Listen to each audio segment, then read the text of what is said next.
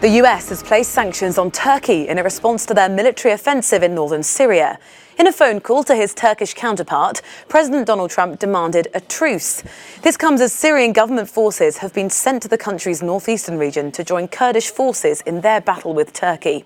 For more, let's speak to NBC News correspondent Erin McLaughlin. Now, there is a little bit of a delay on the line, but she joins us now from Mardin in Turkey. Morning to you, Erin.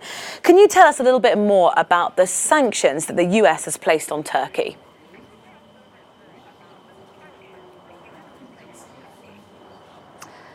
That's right.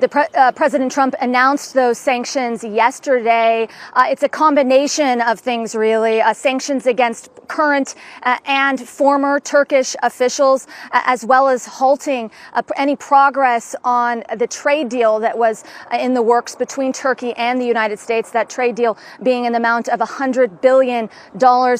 President Trump also announcing that he would be raising steel tariffs against Turkey as well. All of that designed to put economic pressure on the situation to encourage President Erdogan to halt his offensive into northeastern Syria. But at this point, President Erdogan showing no signs of backing down, more troops pouring over the border just yesterday, with the city of Manbij emerging as a potential flashpoint overnight, Rosie.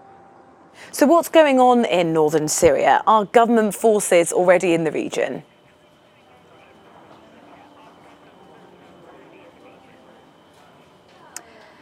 Yeah, well, Assad's forces have moved into the region. As I mentioned, an area of focus right now is the Kurdish city of Manbij. Syrian state television announcing that Assad's forces have arrived in that city after Assad had brokered a deal with Kurdish forces following the withdrawal of U.S. troops in the region. The Kurds saying they had absolutely no choice but to form an alliance with the Assad regime in the face of what they believe would have been a Turkish massacre. So as Assad's moving his forces in, again, arriving in the city of Manbij, Turkish-backed militants saying they're making progress toward Manbij as well, and suddenly raising the prospect of Russian-backed Syrian forces clashing with Turkish-backed militias and all the implications that could follow that.